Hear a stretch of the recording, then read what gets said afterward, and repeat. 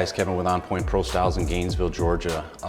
In this video, we're gonna do a complete beginner's guide, new person's guide, not familiar with plotters, on how to use them and best practices, I guess. We're gonna be working on the Workhorse 2 plotter from plotterdepot.com. This is gonna apply also to the Workhorse plotter as well as the Eco Cup. So let's head over to my machine and we'll get started. Okay, so at this point, I assume that you have your machine set up, you've watched the video on how to do that if you need the help, and it's mounted to your stand. You've also watched the how to set up the blade holder with a new blade and do some test cuts. So in essence, you're ready to cut, but I'm gonna show you some ins and outs of the machine to get the most out of your cuts, and also how to align the different size rolls. I'll be using just a 24-inch, but you've got the most common rolls for window tint anyways is 20-inch, 24-inch, 36-inch, 40. I use 40 and 24s. They line up really well on here, and I get the most real estate out of the film when I make my cuts. This is gonna go for lining up your PPF, lining up vinyl, so it's gonna be sort of universal. So let's, first things first, get behind the machine, let's load some film.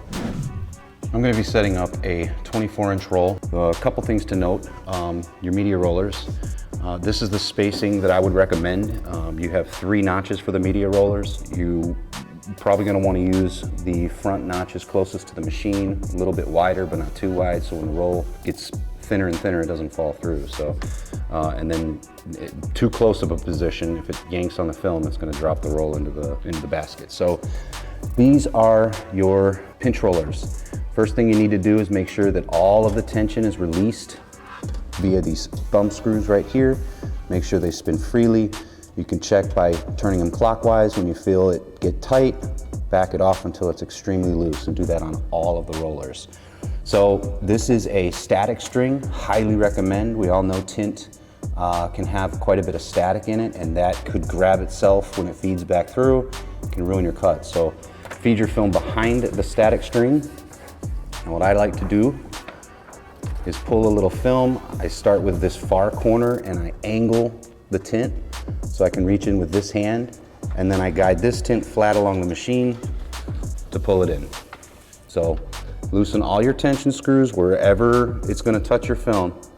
Feed your film in, static string in front of the film. Obviously film side up, liner down. Okay, so we've come this far. We've got the material fed into the machine. You would think the next step would be lock it down and go to cut, right? Well, no. We've got to deal with the width of the machine and the position of the rollers. Now, I'm gonna go ahead and note that on the newer Workhorse 2 machines that are being shipped out, they have redesigned the knurl rollers, I believe that's what they called, the bottom rollers, to not leave imprints on the film, again, providing that all the tension is released. So you can actually just position them in their corrective spots and run them on the machine, even if they're in the middle of the material. So traditionally, you would move all your rollers out of the way, and you would just position a roller on one end and a roller on the other. Now, you can run them in all their spots. Another thing to note is the rollers need to be in the very middle of their respected spot. They cannot be placed on the metal portion where there's not a roller under it, and material be on top of it. That's gonna make it bind up, it won't roll. So next, let's find the right position. This is a 24-inch roll. This is gonna work for the 20, 24s, 36, 40s. If you do PPF and you run 30-inch rolls. So we're just gonna move the material on the machine. If you're new, you're gonna probably wanna go across the entire machine and find the best place to get the most out of your cut, because you can't cut, for example, if I set the film here, your cut ability is between this roller and this roller, so you're only able to utilize this much space. If it goes beyond that, there's a high probability it's gonna ruin the cut by folding the film over on itself and just trashing the piece. On a 24-inch roll, I'll go ahead and tell you, I come all the way to the very first roller. If I split the difference, it's about a 1/4 inch on either side. Allows me to capitalize quite a bit on that 24-inch roll. 40, I'll put under this roller, and it extends maybe 1/2 inch out past that roller. So that's where I use the 40s. Another reason why I use the 40s and 24s, because they fit so well. So now that you've got an idea of where you should place your media, in our case, window tint, How do you center it up? You want to make sure that you're not kind of crooked, which even just a tiny bit can make a world of difference in a longer cut. So what I like to do, there's a couple ways to do this. What I like to do is pre-feed some film so that it pulls the slack, and with that slack being pulled, it's automatically centered. You can lock it down and push that film in and out, and it should stay fairly centered. Another way is if you bring the film out to about here and you kind of pull a little tension on it, and then you grab the roll inside the roll like this, and you add a little back tension, so you're kind of doing a tug of war between the two. Add a little back tension on the roll, and then place your hand. That's a neat way to set it, to center it up too. But I've noticed in real long cuts, to be really absolutely sure, like truck back windows that are 60, 62 inches long, I'll actually pull the rollers up, pre-feed the amount of film that I'm gonna use to cut, and then I'll lock my rollers, and then I'll use my buttons here to push the film back into the machine before I begin my cut. So now that we know where to place the film, next is how to start cutting on the film. So I'm gonna get you closer to these buttons. I'm gonna take you through the control panel. Let's go over the control panel, all the buttons, and see what they do.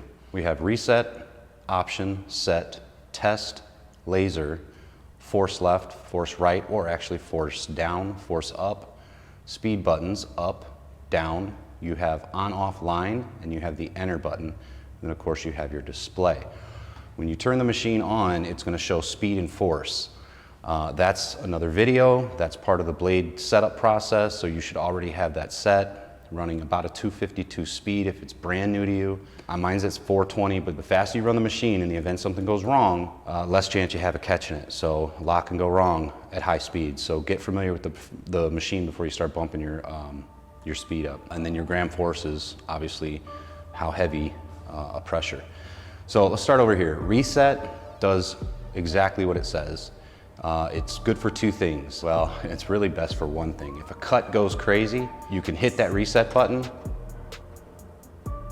goes back to the welcome message, and it literally, it's the same thing as powering it off and powering it back on. So reset, if something goes wrong, you can hit that reset, or you can reach on the side of the machine and turn it off, turn it back on.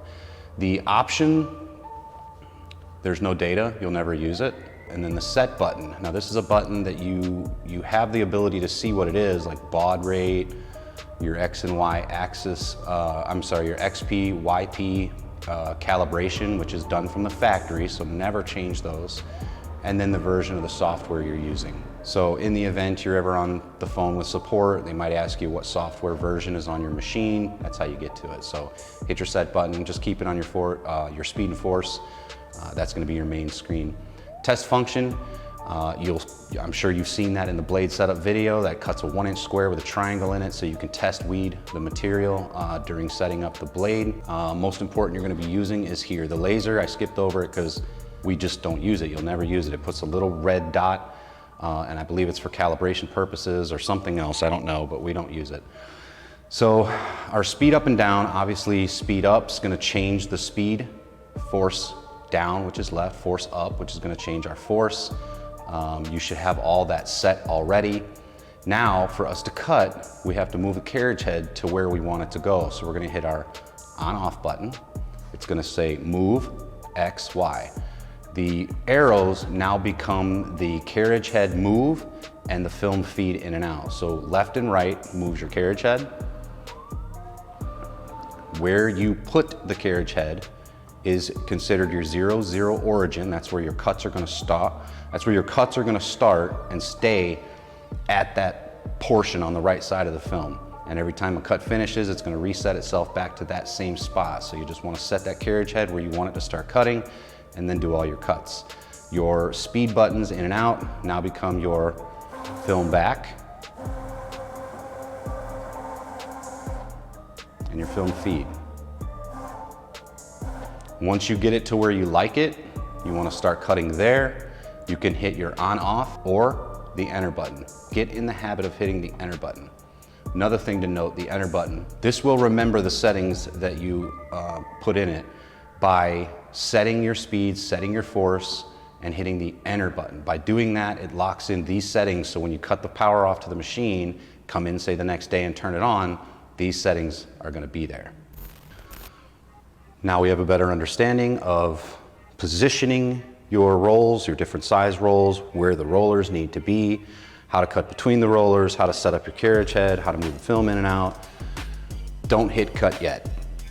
The next and highly recommended part is go to your software, ask your software company or provider how to make sure that your machine is set up to cut on pull only.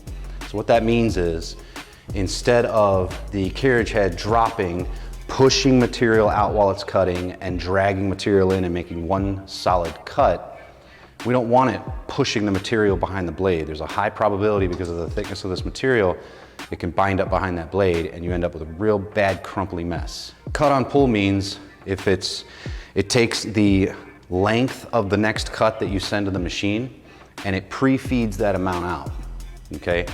And then it drops the blade and it creates a cut as it's pulling it back. So this is pushing out, pulling back. So cut on pull. It only makes the cut as it's dragging it or pulling it back to the back of the machine.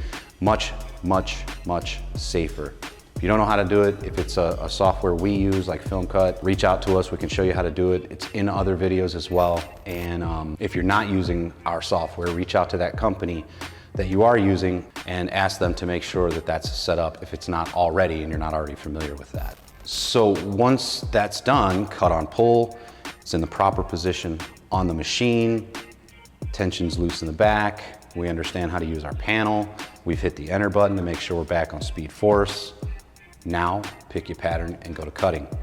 Let me get this film out of here. I want to talk about a couple other things to help you get the most life out of your plotter. It goes beyond just sending cuts to the machine and letting the machine make cuts. It's a workhorse.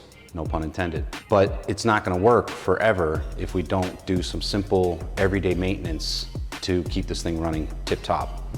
You notice on my machine, your machine probably has a white strip right here. Mine still does, it's just covered by Teflon tape.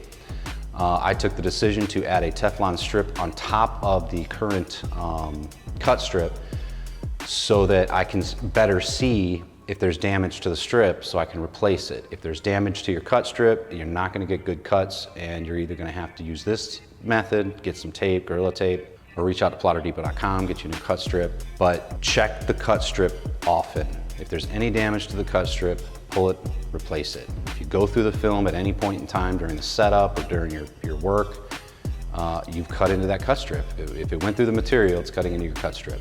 So keep your cut strip in good condition. If you decide to use the tape, same thing, replace it when needed. Also, if you're gonna use tape, don't put a piece down and then continue a piece. Make sure it's one solid piece from one end to the other. The other main thing that you're gonna wanna make sure you maintain is your blade.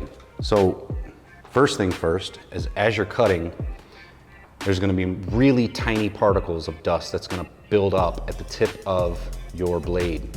So the button on the back, you can push on it, pushes the blade out.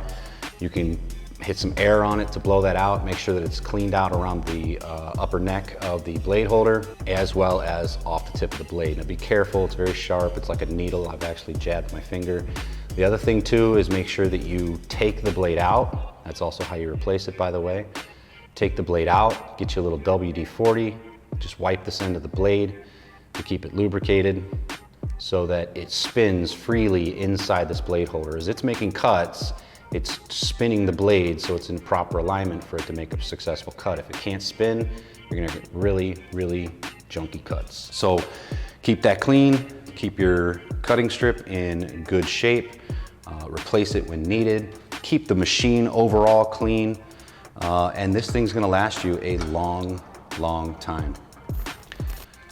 Lastly, let me go over the different blades. So the different materials are going to use different blades. If you're not familiar, you've probably already been told, you've been shipped the correct blade. It's a 25-degree blade. For window tint, it's very thin and the backing is extremely thin. There's very little room for error. So you need a good blade to be able to cut very thin material. For example, a 60-inch blade is for thick material, 25 is for thin. If you try to use a 25 for thick material, it won't cut through it, it'll just gouge it up. If you use a 60-degree blade on tint, it'll literally do it'll either not cut it or it'll cut slap through it. So you gotta use the right blade for the right material. Tint, 25 degrees if you can, 30 you can successfully hook up, or so you can successfully use. I actually use a 30 in my machine because I ran out of 25s. Another thing, keep extra blades, but a 30 will work as well. If you're gonna cut vinyl, like standard sticker vinyl or window graphic vinyl, it's a little bit thicker and the backing's a little thicker, so it's 45 degrees recommended for that material. PPF is a much thicker material, so you're gonna wanna use a 60-degree blade in the PPF, and it should cut perfectly fine. It's got a much thicker material and a little more heavy-duty backing on it, so that you need the 60-degree to cut through the PPF. So again, to run you down, Tint, get yourself a 25-degree blade. If it's not available, use your 30. At vinyl, use 45, and you can even use a 60, but 45 has always been what I use for my vinyl. And PPF, use 60. Another thing, reach out to plotterdepot.com, get yourself some extra blade holders, get yourself some extra blades. So I have my 30-degree installed.